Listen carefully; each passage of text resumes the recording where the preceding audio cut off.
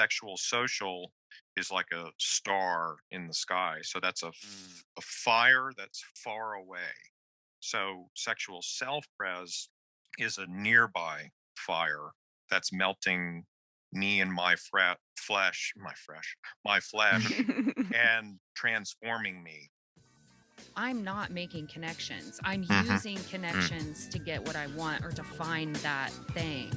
How under your skin am I, and vice versa? The big hormone enneagram.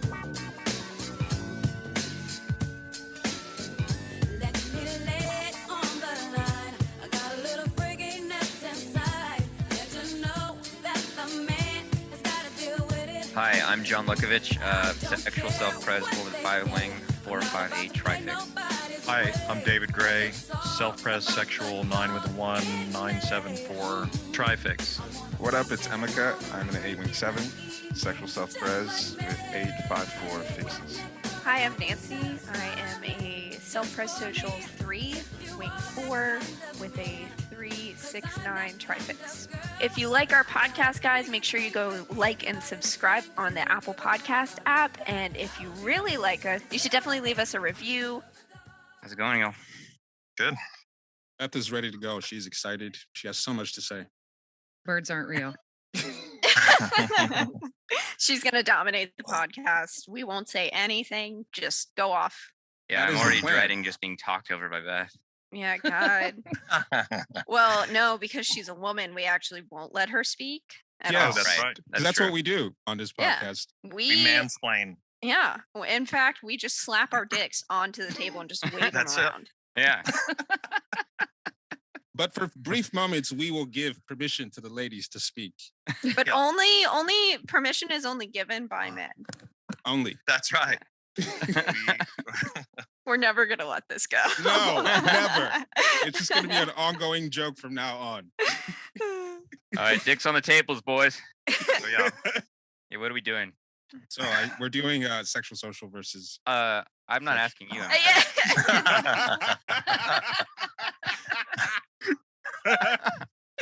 Oh my God. We don't need you to mansplain it for us. God, Yeah. I'm elevating voices. make some space. Safe space for Beth. Yeah. Sorry, I apologize for my mansplaining. Yeah, well, you're still speaking, so it's an issue. I just gotta shut up. Am I allowed to speak now? You are allowed to speak right now. Tell us what we're doing today, Beth. Making me extremely uncomfortable. Oh, that's exactly what we're doing. Correct. Coming to you from an underground Enneagram bunker as we wage our war against the rest of the Enneagram world. Today we are returning to do the Bhavachakra journey, and we have a special guest. Beth, you want to say hello? Hi, I'm here against my will. Coercion. I'm a sexual social 6-wing-7 with 2 and 9 fixes. Today we wanted to talk about sexual social versus sexual self-pres. And my self-pres blind baby is here with us today. She survived and made it on the call to talk about her experiences as sexual type in contrast to our experiences as sexual types. And of course, David's going to be getting into his insights on the Bhavachakra. And there's a lot of interesting angles. Beth has a lot of disagreements with the way we look at sexual, don't you? She's actually really angry, right? Yeah, she's really not happy with the way we talk about sexual. God damn it, Beth. Before we dive in, I wanted to plug. So for one thing, I want to plug, some of y'all have bought my book and are reading it, and I really appreciate it. And if even if you haven't finished the book, if you could write a review on whatever place you bought it from. I know a lot of people have said that they want to leave a review after they're finished, but people generally don't finish books. And so, just please do it, because it really, even a small review helps a lot for a nobody author like myself. Giving, someone's trying to look at what book to buy. A lot of positive reviews can help a lot for me relative to something like Road Back to You or Wisdom of the Enneagram that has a ton of reviews. I also want to plug David's Trifix book. It's more like a guide, a visual guide of the Trifix. I read an intro for it, and but it's a very cool, not like anything else out there, look at the trifix. And I don't know if you want to say anything else about it, David, or when it's coming out or how to get it. You can get it now on the products page at enneagrammer.com. It's also available on my site. I want to just say too, for people who didn't listen to the last episode, we've been looking at the Bhavachakra. David made an intuitive connection between a Buddhist, like a mandala kind of symbol of samsara, of the realm of illusion. And he intuitively realized that these are related to the instincts and the stacking. And there are 3 core animals that represent different qualities that David has intuitively linked to the instincts. And then the 6 realms that stem from these 3 animals are called the 3 poisons in Buddhism. The 6 realms are, like there are animals, humans, gods, demigods, hell, and hungry ghost realm. And he's linked these with the instincts. And what we talked about in the previous episode is the link between the instincts and the symbol. We talk about self-pres sexual, self-pres social, and we talk about how they all represent different qualities of hell. Even the realm of the gods, realm of the humans, they're all representations of hell. And how the Bhavachakra symbol and David's reading of it really brings out a lot in the stackings that you like. It's kind of hard to put into cognitive language, but can really feel like the gestalt from. And so it's very rich and it's yielded a lot of insight. So we're diving back into that shit. So the realm that correlates with sexual social is called devas, like Devas, and it means gods or goddesses, and that's at the top center realm in all the depictions of the Bhavachakra. And then the one for sexual self-pres is called hungry ghosts. And like one is the I don't know, sort of more glorified, let's say, obviously with the word gods, goddesses, sexual social, which Beth is. And then poor John and Emika are sexual self-pres, desperate, hungry ghosts. Let's see. Thirsty ghosts. Thirsty, extra thirsty. David, are the like is the Deva's realm and the hungry ghost realm like in opposition to each other or anything like that? Like on the visual symbol? They're not. What's the opposite to the gods realm is straight down is hell. So you got gods, and then hell straight down.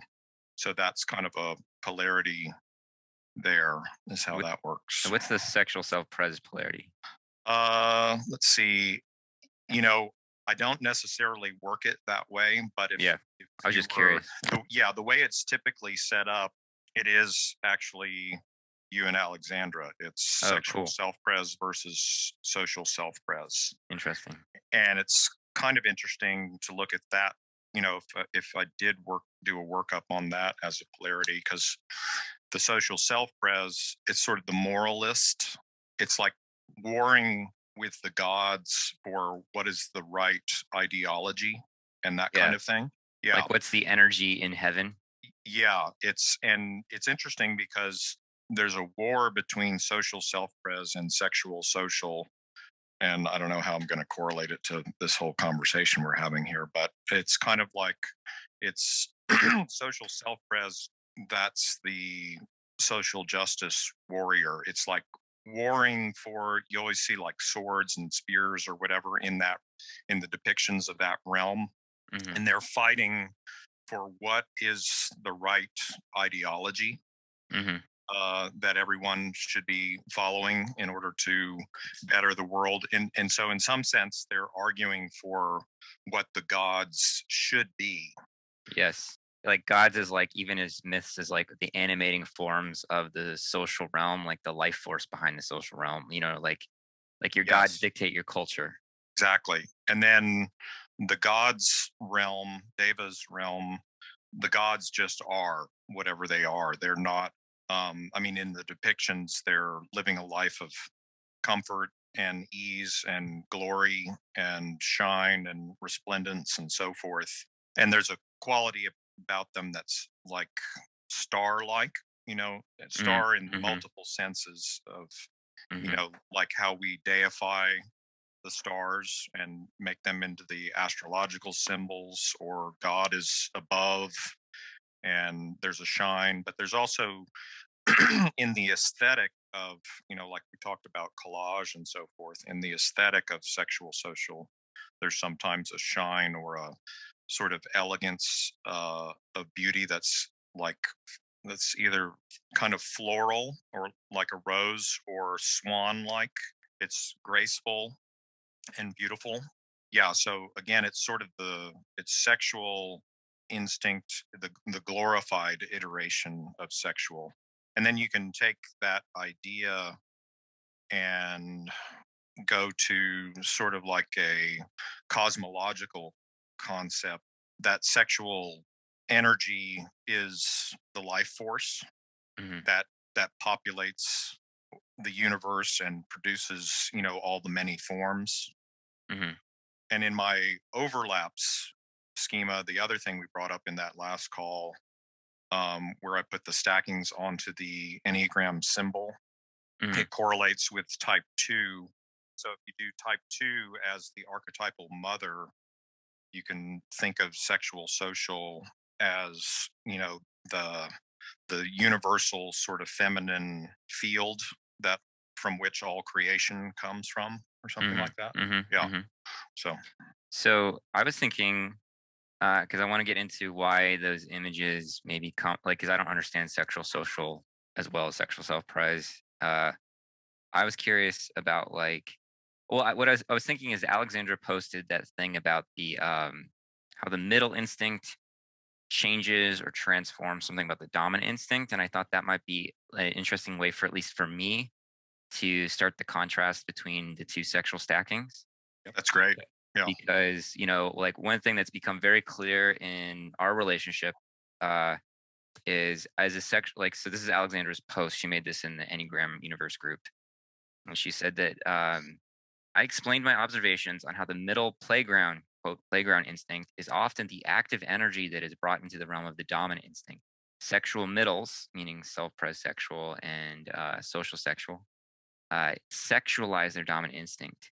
Social middles personalize and humanize their dominant instinct. Self-pres middles bring structure and longevity to their dominant instinct. And so we were just talking about social pres brings structure and longevity to personality and connection. But for sexual self-pres, my stacking brings structure and longevity to sexuality and chemistry. And one of the ways that this really shows up in our dynamic, or in me and my personality, is like I'm like working on my body. I'm like, do you like my dick? Do you do you like my flesh? Like, is the attraction going to be sustained here? In a like there's like a practical way. Like, oh, you do you like my dancing? Do you like the things I do? Oh, I wrote a book. Do you like that? Do you like my art? It's like this. There's a concreteness in a way to what I'm hoping hooks. Yeah. And so what Alexander wrote for sexual social is sexual social humanizes and personalizes sexuality and chemistry. And I think I understand that. But I was curious, David and or Beth, what your thoughts were. So one thing I just want to say real quick is on that is with sexual, social, and social humanizing sexual, in some sense, it's making it like more universal, whereas sexual self-pres is much more of a specific individual signature. Mm-hmm. So sexual social has this wider span to it, this more sort of universal attractiveness, let's say. And that's the way that it's humanized, is that it's universal. Does that make sense? Yeah. Yeah. One thing too about like my stacking is like how much, we've talked about social blinds objectifying themselves. And it's like, I really, as a sexual self-pres, really just, I don't even see myself as human. And then I'm realizing how that unfolds in actuality in ways I didn't see before. So Beth, I want to hear your thoughts about like sexual attraction and sexual display and all, just your experience of being a sexual type. Yeah, I think Alexandra is right on with that assessment, because we were discussing it earlier and I was saying how as a sexual type, there's always in the back of my head that whatever I'm displaying or doing, it has to be palatable to everyone that's seeing it. It just doesn't feel as grounded and heavy as like what Emika's bringing. And like something that we've discussed is that each of the stackings, like sexual self-pres, has self-pres social in its back pocket. So there's that craftsman thing that we talked about last week, where I need to craft my display, or it's gonna be embodied in some kind of either act or some kind of object or skill. Whereas with sexual social, I've had, besides Beth, a couple attachment and hex had sexual social types who seem to emphasize this sort of social self-pres in their back pocket, where their place or their connections, not even necessarily as invested as a social type is, but it's a play zone and it's part of their sexual display, like the kind of attention or charm or charisma that they might have. Like it's a difference between like a sexual self-pres type showing up at a bar and just laser focused on whoever the target might be, and sexual social might still be doing that, but the backdrop is like the social sphere. And so there's much more of a awareness of the attention of the, like the crowd, I guess. Mm-hmm. Yeah, and I feel like my display is much more people-y. Like it's more of an emphasis on my personality versus, say what you and John do. And there's something about like attachment there too, like the needs of an attachment type, a sexual attachment type versus a sexual headset type. So, which adds another level of peopleness. She talks a lot about, we've mentioned or we've discussed this need to be liked, not necessarily to be close to people, but just to have the option that in general people like me. And so, that attachment to disconnecting that we were talking about last week, where just she's experiencing a lot of discomfort being on the podcast, and I asked her why, and she said it's having a statement or something she says be recorded and it's honest and truly representing her. It really fucks with her attachment thing of being like, I don't want to be located in like a specific spot, whereas because that kind of fucks with that thing where people just like me in general. Yeah. So Yes. what's the difference then between like a social dominant and this sort of needing my display or energy to be liked? One thing I noticed between social types and myself is I don't really, the end game isn't necessarily to have a relationship with someone. I have a lot of acquaintances, but I really can't name anybody that I'm, actually close to in a friendship way. So I think there's a definite difference in the goal. Like one of the things that is interesting about David's Bhavachakra connection is like the syn flow versus the contra flow. And people have been trying to understand that shit for for years and years. So this thing about the contra flow stacking self-pres sexual, social self-pres, and sexual social just having distance, and you can see that in the aesthetics.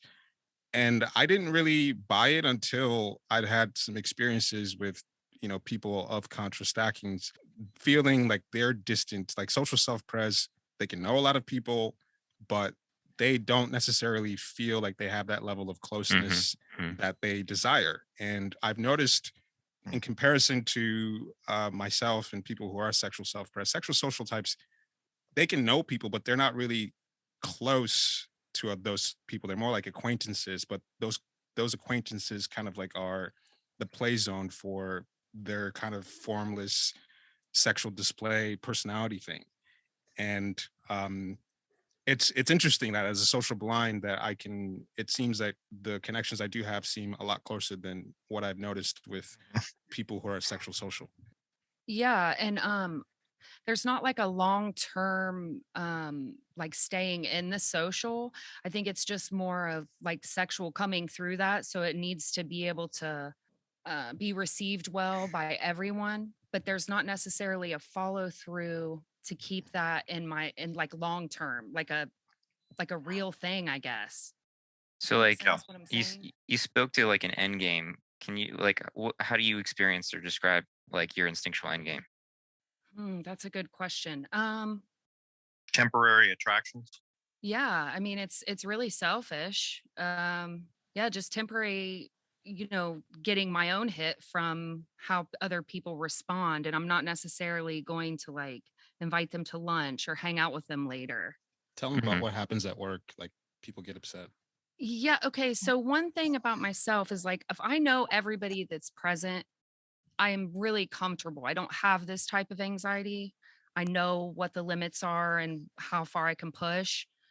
So like for at work, for example, I get to know people and I know what I can do to not turn anyone off. And so I'm always on, getting, amped up. Everybody's excited. And I have a way of giving like caring attention to people. If I do go to work though, and I'm not in that place, it's almost like people are mad at me. Like they're wanting that, like That energy. expecting that. So yeah, that's one thing I wanted to bring up that I've learned from conversations with Beth is just understanding, what is sexual apart from this need to be interesting. Like she mentioned how she felt that the way that we frame sexual is heavily influenced by or flavored by us having forefix or having hexad or having self-press second. And I wanted to get at like, what is at the root of sexual when you have, attachment and when you have like, for example, 2 and 9 in the mix. And for her, it's just like there's a quality of energy and attention that she can give that's very magnetic. And it's sort of like she's getting off on the chemistry that she's generating because of the kind of caring attention that she's giving to people. And she likes a lot of these service oriented jobs where it's kind of like touch and go, like a new person comes in and you can kind of give them that energy hit and they feel good. So it's a different sort of display, especially with sex without self-present. It's much more interaction based, the way that she hooks people. It also Hang on. Go it ahead. feels I will, thank you. It feels Get it 'em, feels Nancy. yeah, I will. Yeah. So Beth's energy feels a lot or I guess sexual focus feels a lot more like segmented than y'all's. Y'all's Mhm. feels like your entire personality is that one, Mm. whereas Beth feels a bit more um I guess maybe it's the attachment that I'm feeling, but a bit more like segmented. So Not in What do a you mean bad way. segmented? Just what? go ahead. What do you mean? What do you mean segmented? I don't really follow. Um I guess what I'm Not saturated into the whole yeah, being. yeah, not saturated. That's it. Yeah, like it's not like her um it's not the entire persona. It's almost like you Hmm. can Beth, you can like turn it on and off. Whereas I feel like you and Emeka are just that like you are sexual. That's it. No That's a good way offense. to put that. Yeah. Yeah. One thing Yeah. I was going to say is, and it relates back to the Bhavachakra and the gods, goddesses thing, is kind of what you're describing there about what happens at work, Beth, and sort of people being whatever you said, they're not happy that you weren't, when you're not there or something like that. Mm. It's like sexual instinct as a blessing, oddly enough. You see what I mean? It's like wanting to sort of touch and have that whatever that magic or charm is, and have it sort of bless the energy in the room or something like that, and then it Yeah. can, yeah. No, I was going to say that's really what it feels like because for me, it's from coming from in the self and then being dispersed through social. And then I Mhm. notice with Emeka, it's coming from the self and then getting grounded even further in the Mm, self with self pres. Yeah. interesting. Or the object of Oh, attraction. yeah. So it's my experience with sexual self-pres types versus sexual social is that it does feel way more intense coming being targeted by a sexual self-pres. Like there's nothing else Yes. in the entire universe. It's like you and that's it. Where sexual Yeah, it's a little social, intense. yeah, with sexual social, Yeah. it's not as laser focused and there's more room to breathe, if that makes sense. Yep. Well, there's more like air kind of Mhm. kind of like the collage exercise. There's just more air. Right. Well, and it's dampened down by social. I feel. It's I mean, there's dispersed. Yeah. yeah. Which makes it more appealing to more people. Where I feel like with Yeah.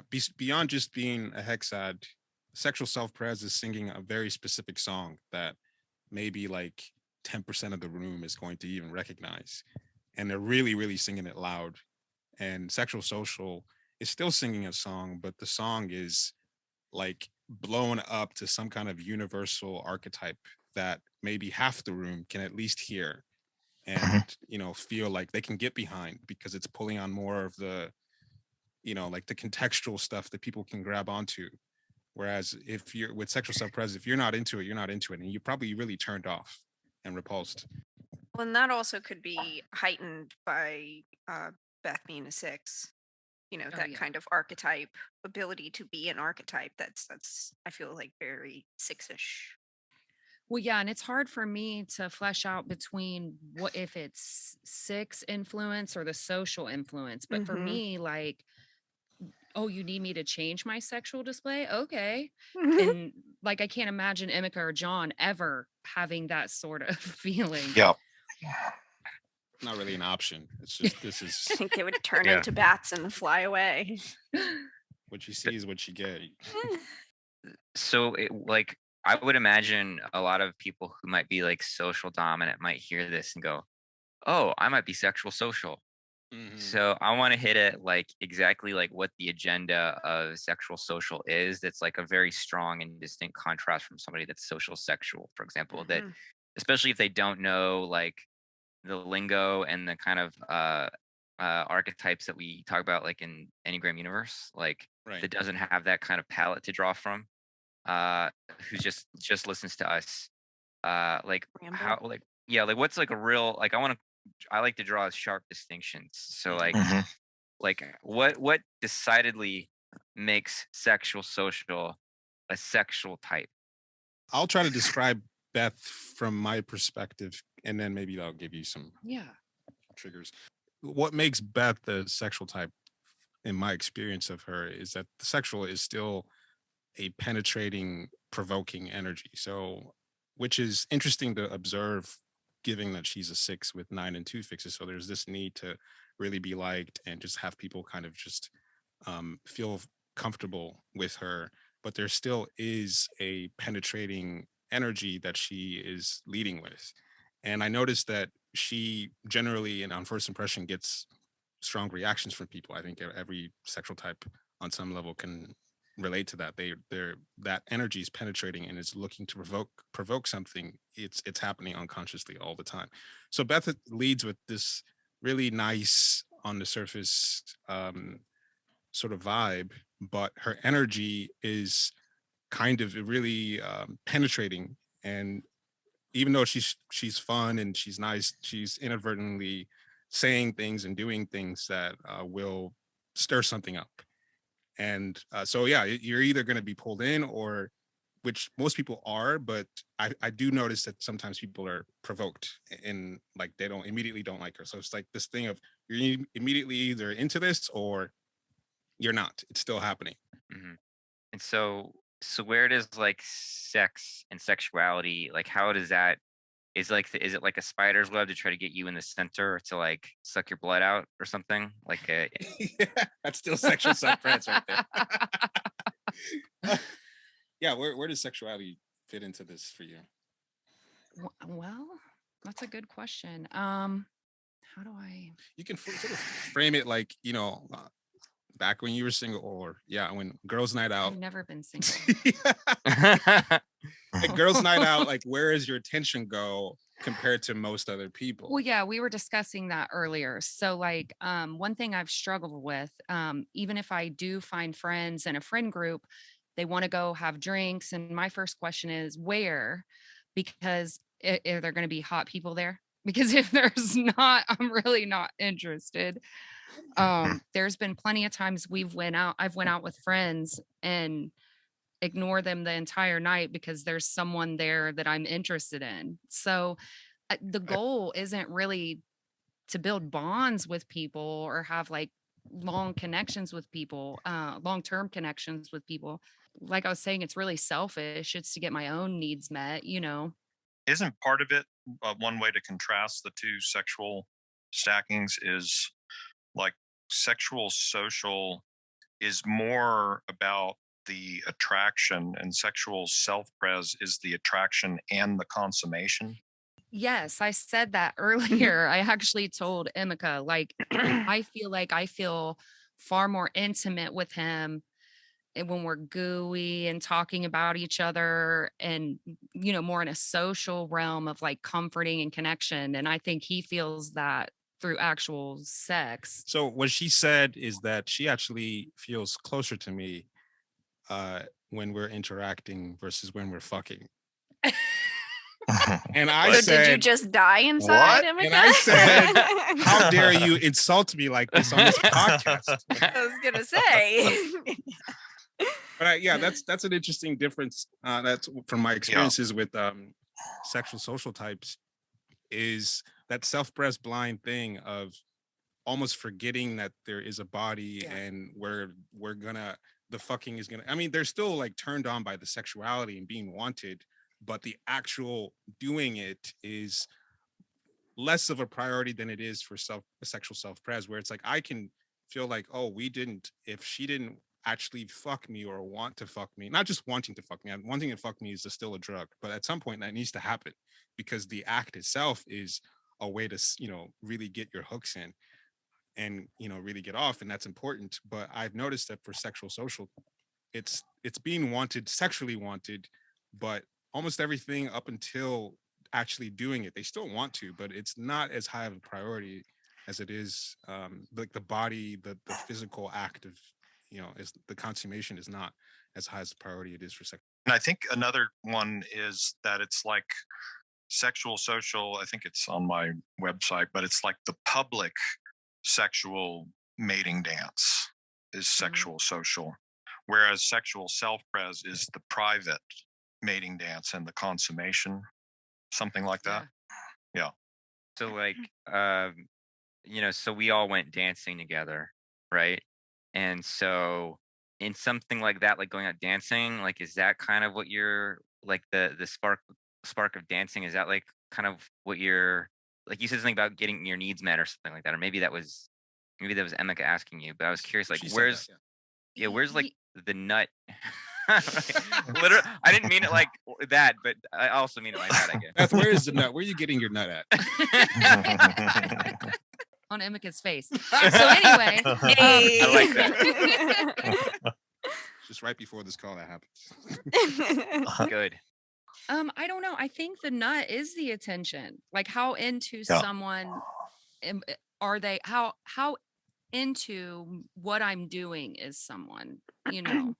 Beth is a lot more people-y than I am. So like, it's not just, I could, you know, be a one-man party at the apartment, but there's something about, we need to go out and we need to be around people. And that sort of backdrop of people seeing us and us being into each other is, I think that social, I'm sure you're experiencing that with Alexandra, of just being out around people is important with social in the stacking. Yeah, it's interesting because it's there, but I mean, maybe it's her just being a 9, but like we could just be in a cave forever, and that could really just work. So, but I see some of that like when we were all together last, like the way you two were dancing and kind of like there is a Beth and Emika show, you know, like like dancing and like you know, going all over the room, you know, this kind of a thing. And is that what you sort of is that it, Beth? Is that like the energy? Oh yeah. Yeah. Like, it's important to me that people see us. Mm-hmm. Like, I couldn't live in just a cave with him. Yes, she gets me out very often. It's like, what do you do out?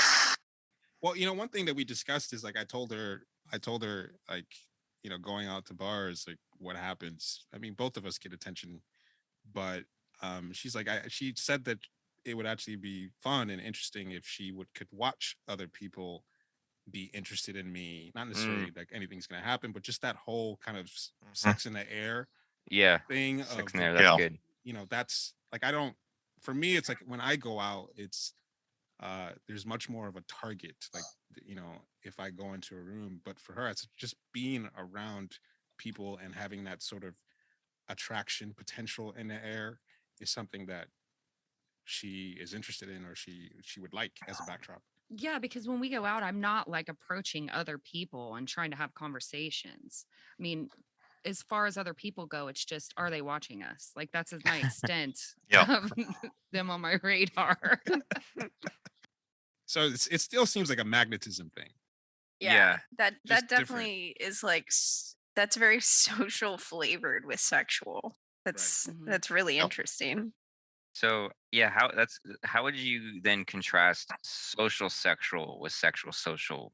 Because one of the things that kind of I think I react to that stacking like just instinctually, like social sexual gets on my nerves because it's like a hummingbird going to different flowers and never really landing anywhere, and I find that social sexuals are like down to fuck a lot of different kinds of people, like Do you I'm mean like like sexual socials?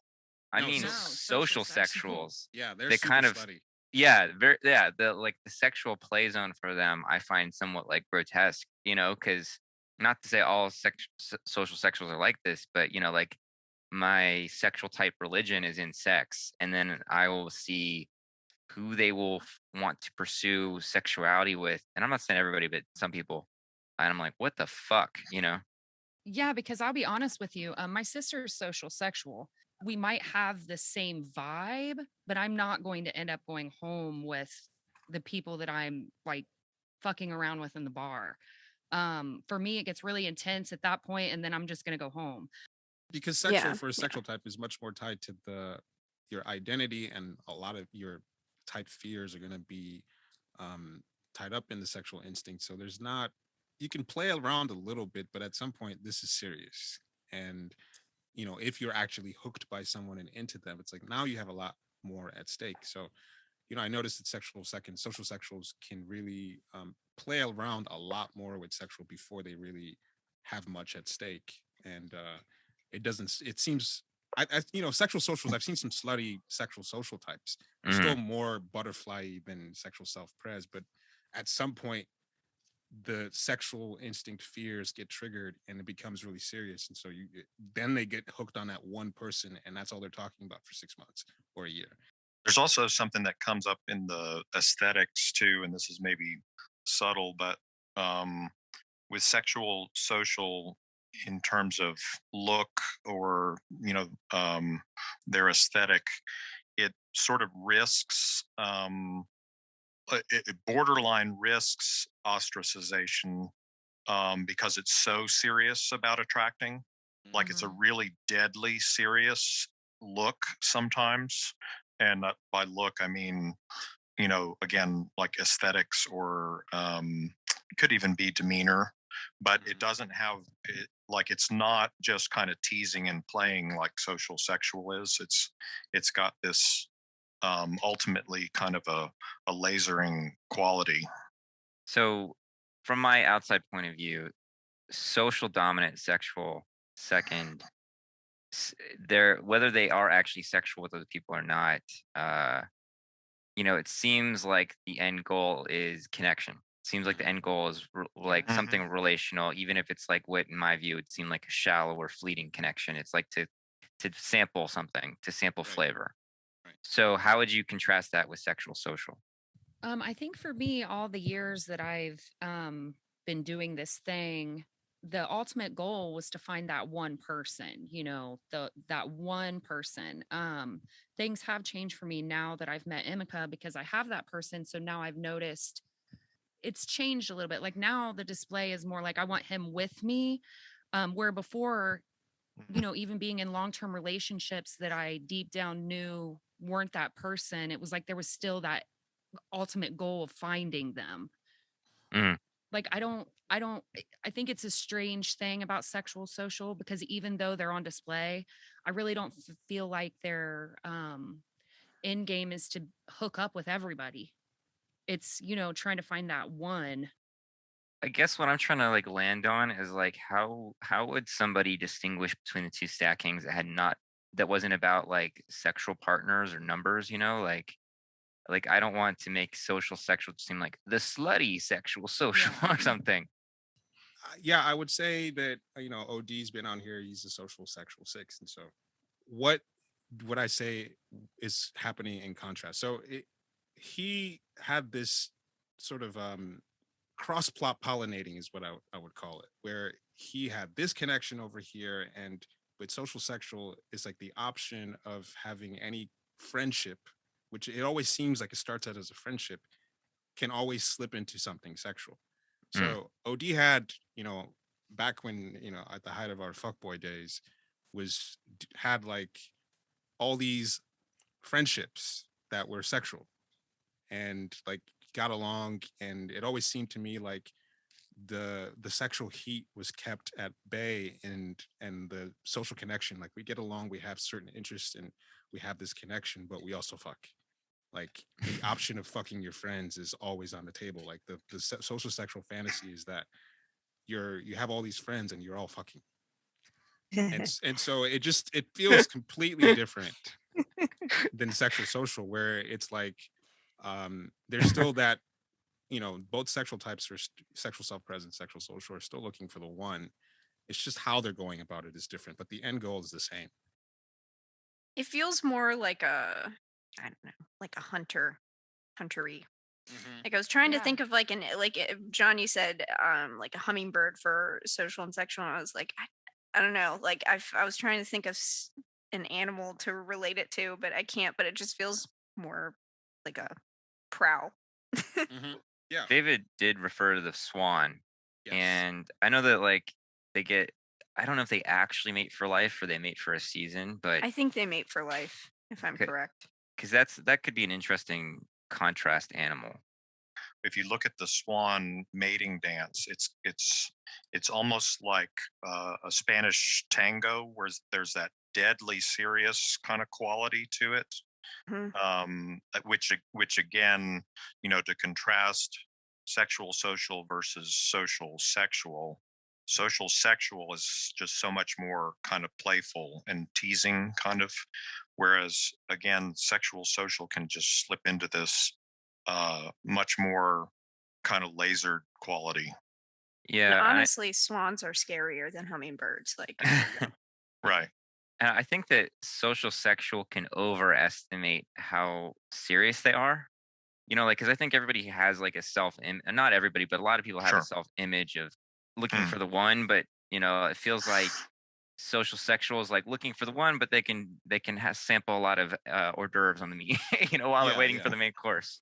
And I don't just mean like in terms of literally fucking, but just there is this sort of curiosity to want to engage lots of different energies that could slip into an explicitly sexual, or just like I always feel like, as my own stacking, that like a real like capital R sexual encounter like changes you. There's that sexual self-pres transformative thing going on, and I'm always like stunned at looking at my social sexuals when I'm like, don't you feel like you just like mixed yourself with that thing, that energy, that person? Like, why would you want to, like, why would you be casual about how you transform? And it seems like sexual social, there is like a much, instead of it like laser focus, there's like undulating, or like sending out a wave through the air, a sexual wave through the air, but it's not actually gonna mix with that many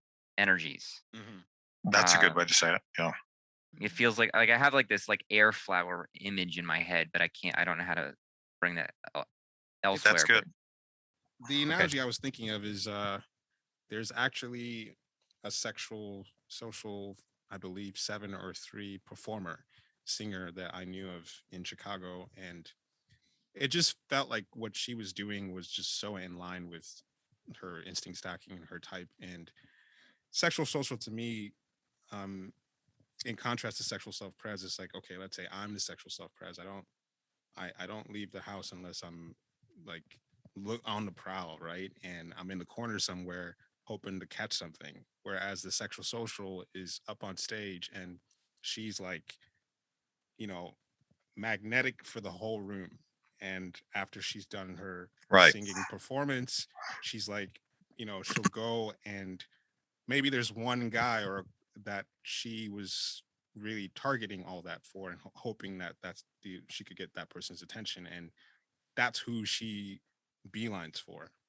But the way that her approach to it all was much more like elevated and like reaching the entire room, whereas I'm like laser targeted in one little location, and you know, if you're into it, you're into it. So it's just a little bit more limited. It's more whereas- private. Yeah, more private, and sexual social has like a larger blast range. Yeah, so I guess one distinction you can make with sexual social and social sexual is social sexual are really making connections. I'm not making connections. I'm Mhm. using connections to get what I want or to find that thing. Mhm, mhm. So in terms of like, and I think this is a product of my stacking with this self-pres there, but like, you know, I'm really into bodies and very specific about bodies. Like to continue to accumulate and embarrass my social type. You know, I like to put shea butter all over Alexander's body. We call it buttering my fruits. You know, like I butter her fruits. Oh my God. And I love it. Like, you know, and it's like I get really into her body and her smell and the quality of her skin and all that kind of stuff. And so I'm wondering, you know, and that's like such a like a sacred special, like, you know, it really feels like becoming one body. You know, it feels like becoming oneself. Like the kind of level of like I guess I'm putting this together as I'm saying it, but like physical intimacy, because like sharing body and like being willing to like take in and incorporate what I feel like is, you know, potentially like like physically gross with somebody else, but like wanting that, you know, that infusion. And so and I see this very much my stacking. So I'm wondering, like, what is the kind of like, what might be some sort of equivalent if there is such a thing for the sexual social? Like, where do you butter Emika's fruits? In the dark so that I can forget about body parts. I think the well, I don't know how much this is true for you, John, as a hard type, because she was trying to make the contrast between like the physical stuff, which is important, but for her not as important as the communicating our love. And you know, yeah. What do you have to say about that?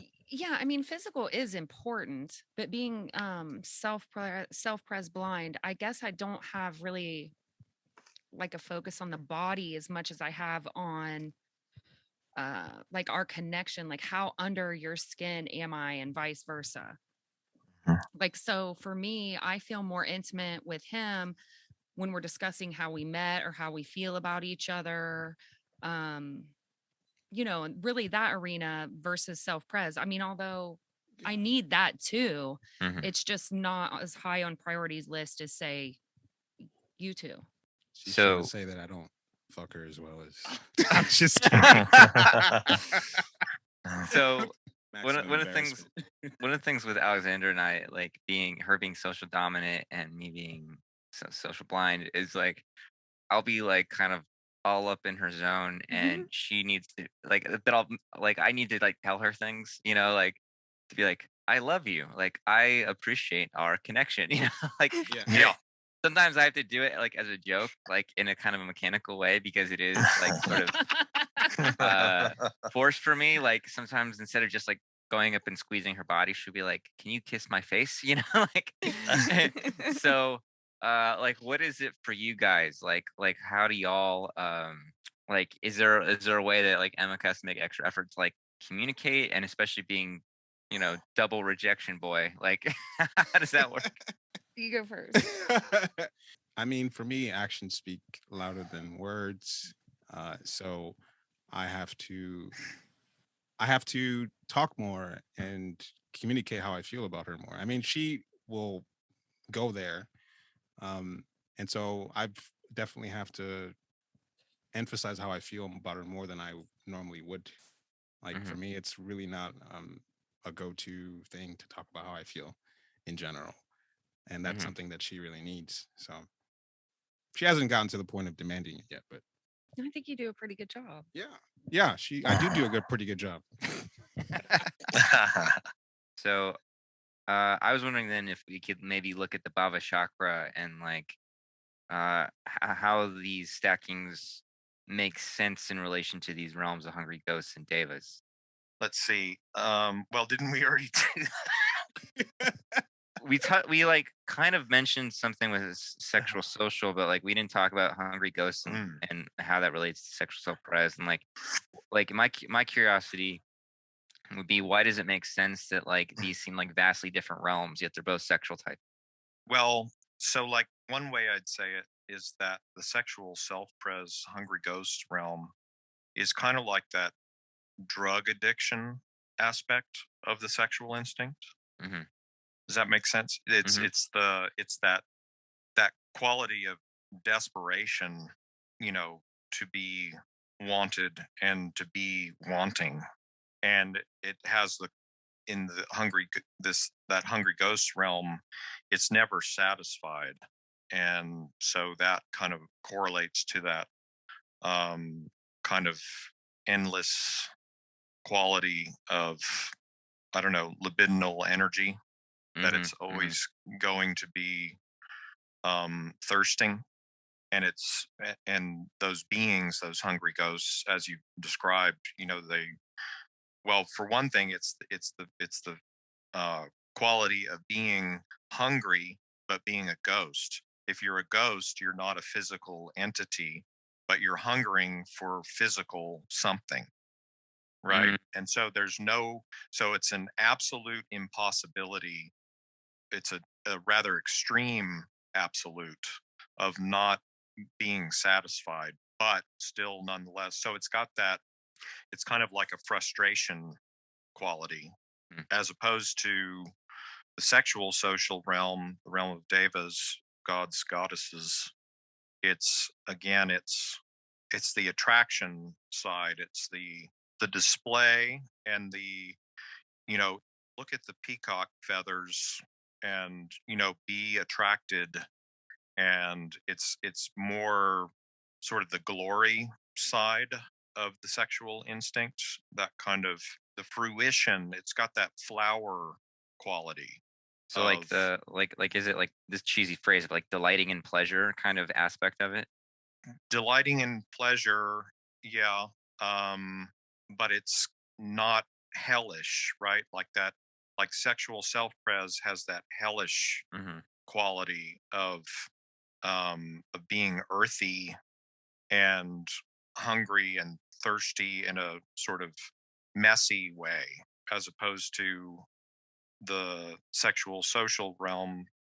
Devas is, again, it's sort of unbesmirched by earth and the earth element. So on the Bhavachakra, is sexual self-pres, how close is it to the self-pres social realm, and how close is social self-pres to the sexual social realm? Are they close to each other in any way? yeah, so it is significant. The three realms that correlate to the three stackings that are in the nether world, that are below the horizontal center line. So there's hell is the middle one, and then on one side, typically on the right side, is the self-pres social animals realm, and then on the left side is the sexual self-pres hungry ghosts. So those two animals, also called beasts. I mean, that's why I think, well, because the symbol is universal in a lot of contexts, that's why you have this kind of idea, like even in horror films, of some kind of hellish beast or hellish animal. But yeah, so those two, self-pres social and sexual self-pres, then are straddling hell, and they're both in the nether world. And then typically social self-pres is, the upper is on the right, and the one that's for social sexual is on the upper left. So it's kind of interesting that the two social dominants are the right and the left. And that's the, I correlate social with air and sunlight. And so those two are out in the sunlight above that hypothetical horizon line that cuts across the Bhavachakra symbol, and then sexual social is again in the middle. So in a sort of star position, and there's a lot around star imagery and that sort of attraction of stars and gods and so forth. Go ahead.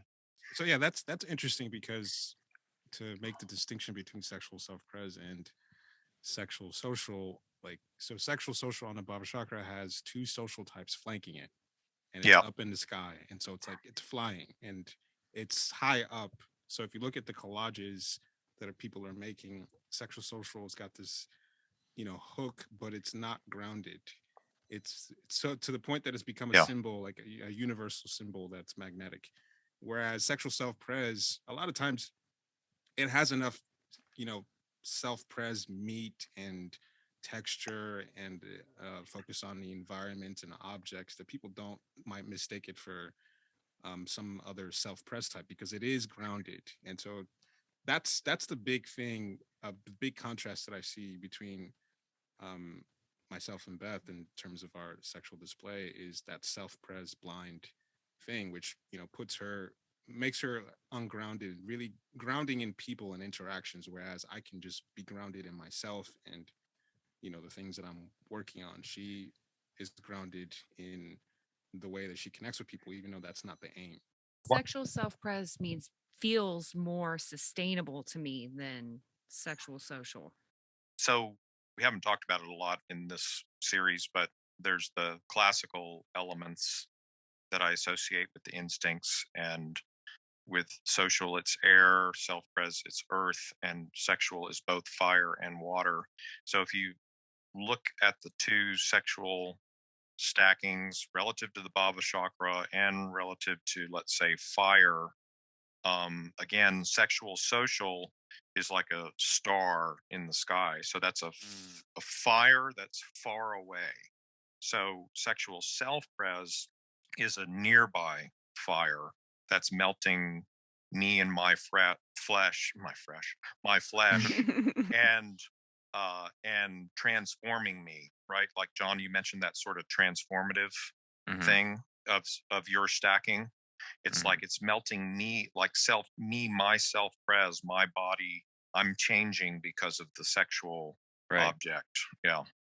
So Beth, is a sexual social, is it like personalities are beautiful? Yeah, individual people are. I don't necessarily like Emeka had mentioned earlier, it's kind of like everybody has something that's beautiful about them, but I don't necessarily want to stay with just this one person. It's like I do get off on getting to know people in that way. Does that make sense? Yeah, Like yeah. what I'm trying to Yeah, I think what we were talking about was that every sexual type is focused or overemphasizing the part of everything and everyone that is magnetic and that has some heat and sizzle. And people who are sexual blind have those qualities, but they're just not seeing it in themselves. And so referencing, John talking about how Alexandra is so specific and she's so interesting and so magnetic, and she's not seeing that in herself.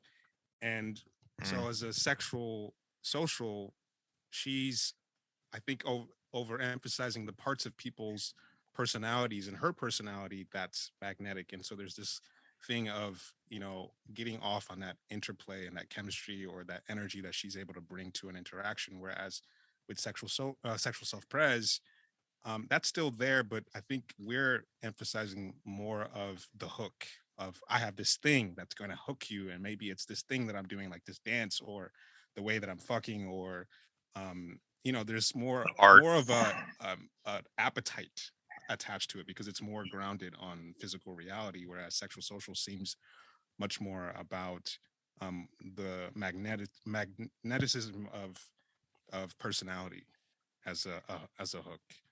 So I have a question for you, Beth. I was talking about how sexual self-pres is more grounded and you saying it's more sustainable. So do you reach a point where you feel like you have to turn it off? If that makes sense? Yeah, that does make sense. No, because I really enjoy that part of connecting with people. And when Emeka was just describing that, it did dawn on me that a lot of times, one thing that I feel like I'm good at is getting people to see the things about themselves. It kind of inspires them to see things about themselves, maybe that they didn't see. I could live in that space the rest of my life and be Mhm. happy. Um, there are times though that I feel like people expect that for me all the time, and it's just not. Sometimes I can't. Maybe it's because that specific person isn't interesting to me anymore, or whatever it may They've be. lost their But magnetism. yeah, Okay. because in order for me to do that for someone, there has to be something about them that I find interesting too. Sure. Okay. That makes sense. Emeka, do you find personalities beautiful?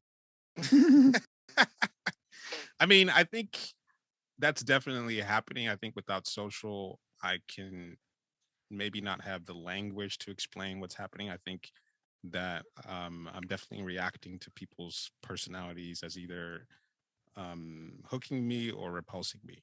And I think what I've noticed with sexual social types is that they have more social hooks to, or social ways that they might be discriminating on a social level than I would. And so it's like I'm not aware that I am factoring people's personalities as much in Mm, terms of what I'm turned on by, but I'm definitely become more aware of that over the last couple of years, where it's like mm, I don't know why it is that I'm just immediately repulsed by this person, but the more I think about it, it's like, okay, they're exhibiting these traits, or these personality traits. Maybe it's just the sound of their voice. I don't know. Sound out now. Of course, that's still coming back to self-pres, where it's like the physical experience of them is turning me off. But I think there's something much more interaction based coming from the sexual social types that I've noticed. yeah, I mean, people's character and personality is like huge for me, but Hmm. I think I don't find many people's character or personality interesting at all. Like anything that I'd even want to go near, at all in any way.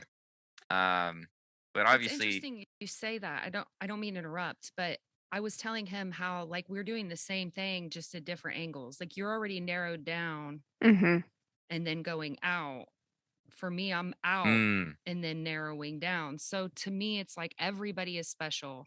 Everybody has good character or a good personality until they don't, where mm, you're already starting from the place of they just don't. Yeah, I'm starting from a no and then going like, oh yeah, this one. Yeah, that's an attachment shit. That's one Yeah, I thing was gonna say that's attachment. yeah, just to contrast sexual attachment versus sexual hexad. There's a lot more. She's starting from a yes, and the no comes at a surprise. But Whereas I feel like that applies to the instinct stackings as well. Mhm. it's also that what you guys are saying is that with sexual social, you're giving the social realm a chance, Yeah. and staying open to find, where it could meet and match. Whereas when with sexual self pres, you're just kind of already, what is it, cynical, let's say, about Right. the likelihood of finding the Yes. special connection or whatever, or Yeah, interestingness because at or the end of character. the day, I would say that both myself and John in this situation find the same amount of people at the end interesting or actually, Right. Mm-hmm. Yeah, like that thing we talked about a couple episodes ago with Xander, of that hopefulness of attachment types. That sense that, because for me, like I can start off. I think when I first started off interacting with people on these Facebook groups, I was a lot more naive about people's intentions and capabilities than I am now.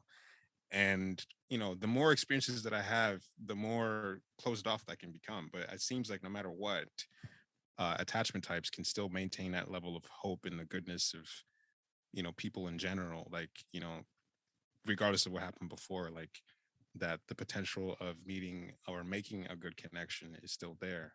Yeah. Is there anything else we want to hit? Any questions y'all want to, embarrassing questions you want to ask Beth while we've got her here? How big is it? Yeah. I don't speak English. I wonder why you changed my name to. I wonder why you did that. I am so red. Yeah, let's see. We are now at the part of the podcast where we're embarrass Beth as much as possible. Let's go. This is the public mating dance right here. Yeah, what's So funny? naive and innocent. What's funny is like I have a friend who's a sexual social 7, and like I can feel the sexual energy from him, and I can whatever. But this is giving me a lot of texture for. I mean, and also I have a sexual social 9 with an 8-wing friend. For both of them, there's always this like I could feel the sexual aspect, but I'm like, what are you guys doing? You know, like Right. Right. because I'm like, yeah, it's the social in sexual is even repellent to me, you know, like in an instinctual level. And yeah, the way like and these two guys, they do things that like from a certain perspective kind of look almost self-pres. One guy is like he's like a restaurant dude, like he's a wine importer and he's really good with food and stuff like this, but it's all to hook. It's all to hook and like be appealing and draw you in. Like he puts a wide net and pulls you in. My other friend, you know, he has a lot of different talents and stuff like this, but he had we went through this whole transformation where he ended up living in the woods with his girlfriend, and but he needs to constantly put it on social media, like every facet of it. Yeah. And I couldn't quite. I was like, I know he's not like I know he's self-pres blind.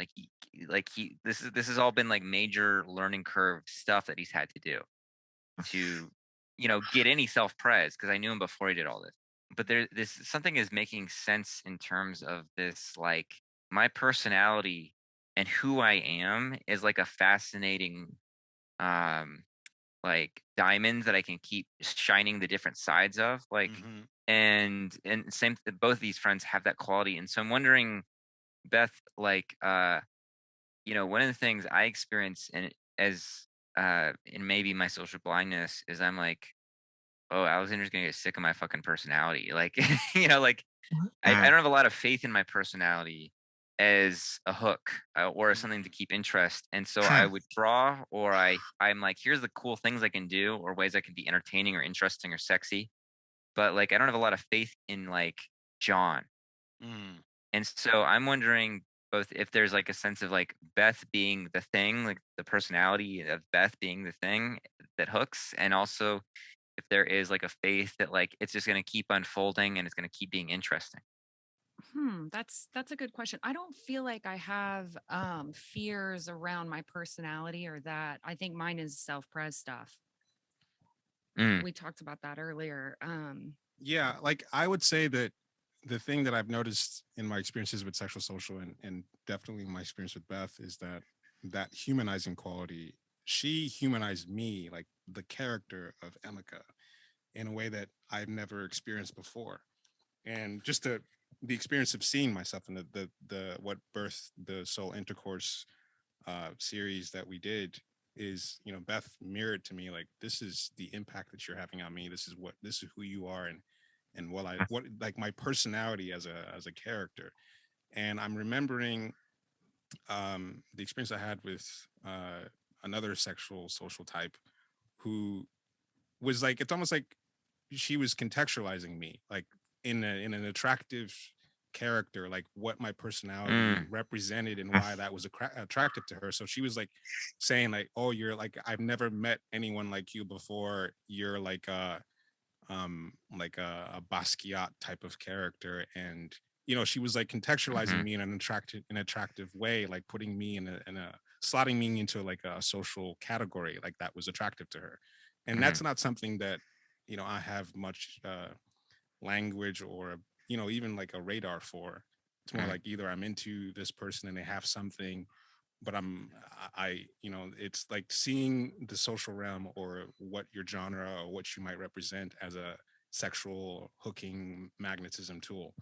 So, I mean, that's something I've noticed in my experience with Beth and other sexual social types.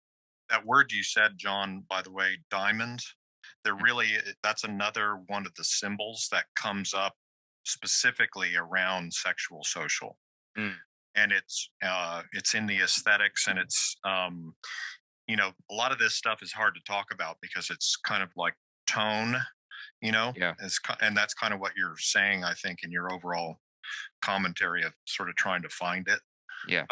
But there's a quality with diamonds where it's like, I don't know, with sexual social, the image I have is a diamond and a red laser hitting it, and then it shoots out in all directions, multiple directions, but it's still a pinpoint laser that in all of those directions, right? It's not just making a big glowing light. It's refracting and hitting specific targets in the room, so to speak, if that makes sense.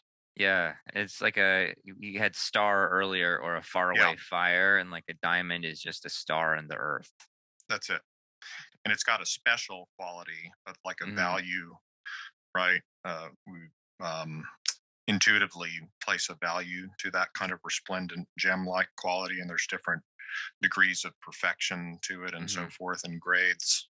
Yeah. I'd like to have Beth on with a social sexual. And because I do feel like, not only because I want more contrast, but also because I feel like we might have sound like we're shitting on the social sexuals. So I want to kind of understand. Say what? I said just a bit. Just a bit. So, I mean, I have an instinctual reaction to that stacking.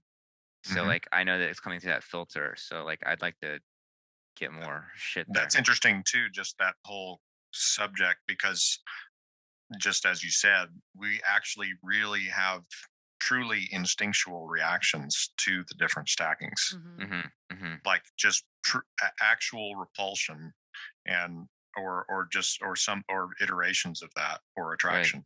Right. Yeah, I've always gotten along with social self-pres types. Like most of my like closest friends, usually have been that type, or sexual self-pres. And so, yeah, social sexual, like I still have close friends of that stacking, but still, it's like there is something there to unpack for my own instinctual priority.